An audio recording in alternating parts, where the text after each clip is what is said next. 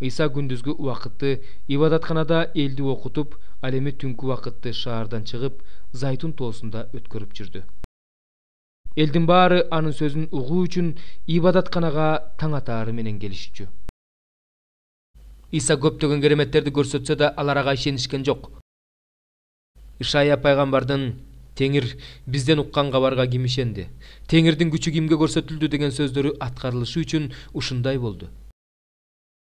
Ошондуктан алар ишене алышкан жок. Ишая мындай деп айткан: алардын көздөрү сокур, ал эми жүрөктөрү таш болуп калган. Ошондуктан алардын көздөрү көрбөйт, түшүнүшпөйт, айыгыш үчүн мага кайрылышпайт.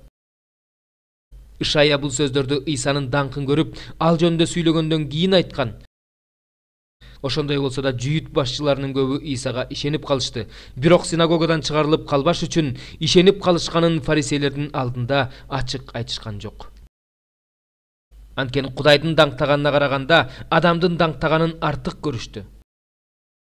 Ыйса үнүн бийик чыгарып мындай деди: мага ишенген адам мага эмес, мени жиберген Кудайга ишенген болот. Мени көргөн адам мени жиберген Кудайды көргөн болот. Мага ишенгендердин бирөө да караңгыга калбаш үчүн мен дүйнөгө жарык болуп келдим. Сөздөрүмдү угуп, бирок аларды аткарбаган адамды мен соттобойм, анткени мен бул дүйнөнү соттоо үчүн эмес, куткаруу үчүн келгем. Мени четке кагып, сөздөрүмдү кабыл албаган адам үчүн сот бар. Мен айткан сөздөр аны акыркы күнү соттойт. Анткени мен өз атымдан сүйлөгөн жокмун, мени жиберген атамдын осуяты боюнча сүйлөп жатам. Эмнени айтып, эмнени сүйлөө керектигин мага мени жиберген атам осуят кылган. Анын осуяты болсо түбөлүк өмүр экенин билем. Демек атам мага эмнени айтса, мен ошону айтам. Пасах козусу союла турган ачыткысыз нан майрамы келди.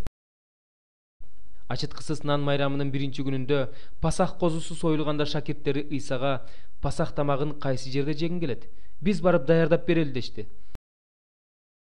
Ошондо Ыйса эки шакиртин мындай деп жиберди: шаарга барсаңар, кумура менен суу көтөрүп бара жаткан адамга жолугасыңар.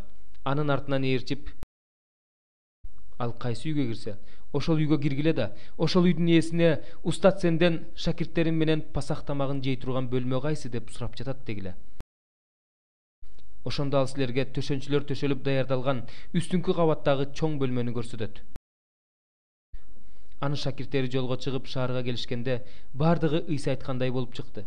Ошентип алар Пасах тамагын даярдашты.